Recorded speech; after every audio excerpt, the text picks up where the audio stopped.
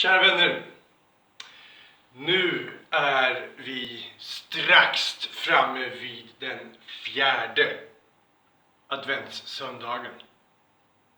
Hur kan man som modernt tänkande, reflekterande, postmaterialistisk människa, postsekulär människa, förstå det här systemet med de 4 adventsveckorna och julen?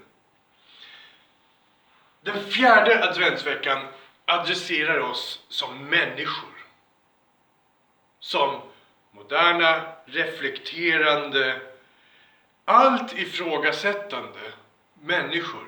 Alltså allt ifrågasättande, vilket inbegriper att vi även är i stånd, kapabla till, benägna till att ifrågasätta själva ifrågasättandet. Vi har gått hela vägen. Och vilket innebär att vi kan äga alla andliga traditioner i hela mänsklighetens historia. All kulturell praxis som har funnits, som finns, som kommer att finnas, som skulle kunna ha funnits. Vi har blivit människor. Det har kostat, det kostar, det kommer att kosta. Men det är som universal medborgare, världsmedborgare, vi nu kan dyka ner i vår egen andliga tradition innan den sista strimman har fejdat ut i förflutenhetens gråa töcken. Och se de 4 adventstrappstegen och julens 12 nätter. Eller rättare sagt, julens långa natt som varar i 12 dygn. Och det är nu, i 4:e advent, som vi kan titta på det här med vårt mänskliga medvetande. I 3:e advent så tittade vi med vårt besjälade medvetande, vår känsla för vad som är bra, vad som är dåligt, vad vi längtar efter och vad vi fasar för och allt det här.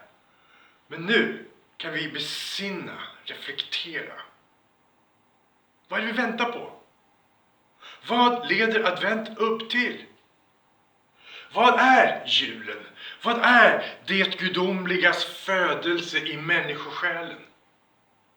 För det där var bara ett delsvar. Det där vet vi från traditionen. Men nu gäller det att vi försöker fatta det. Vi kan fatta en sak, och det är viktigt. Och vi kan fatta att vi inte kan fatta det gudomliga. Där måste vi helt enkelt hålla med muhammedanerna. Vi måste hålla med arianerna om den enda saken. Att Allahu Akbar. Att det gudomliga, Guden, är större än det mänskliga medvetandet. Det mänskliga medvetandet är av samma art, men inte samma grad. Och även om det mänskliga medvetandet någon gång skulle bli av samma grad som det gudomliga, så skulle det inte kunna transcendera det gudomliga per definition. För då vore liksom inte det gudomliga gudomligt. Så att det gudomliga kan födas in i människosjälen och återkoppla själen till sitt ursprung, men på ett nytt sätt. Inte göra oss till infantiliserade baktidsvarelser, utan snarare till gudomliggjorda framtidsvarelser. Det är julens mysterium. Någonting gudomligt föds in i det mänskliga och gör det mänskliga till något potentiellt gudomligt. Det är vad julens drömmar handlar om. Julens klardrömmar. Att kunna vakna upp i det som annars är drömmedvetande och inse att vi kan vakna upp även i det vi kallar för vardagsmedvetandet och bli större än det utan att, och det här är mycket viktigt, utan att störa vardagsmedvetandet. Om vi vaknar upp inuti en dröm så riskerar vi att störa drömmedvetandet och då vaknar vi och då tappar vi hela den världen som vi drömde om. Något liknande kan hända med vardagsmedvetandet och det är farligt. Då får vi nämligen en psykos. Vardagsmedvetande ter sig för oss såsom overkligt, såsom någonting som inte riktigt angår oss. Någonting vars lagar och förordningar och regler vi kan sätta oss över, för det gäller inte riktigt oss. Vi har helt enkelt blivit knäppa i huvudet, psykotiska. Det får inte ske. Det är därför vi bäddar in de här djupa insikterna i religiösa traditioner, i praxis, i kulturella beteenden. Så att de så att säga ska tappa udden lite grann och inte skada bubblan som vi har som en gemensam verklighet. Den ska inte skadas. Den är en del av det mänskliga. Den är vår imagination. Den är så att säga det narrativ vi lever i. Men den ska befruktas. Den ska berikas med någonting som är verkligare än det vi normalt lever i som verklighet när vi betalar räkningar och trillar köttbullar och snyter ungar och skjutsar och hämtar från dagis. Och det är det julen handlar om. Hur detta föds i oss. Och det är först som människor, alltså fjärde adventssteget. Mineral, växt, djur, människa. 1, 2, 3, 4. Det fjärde steget, människan.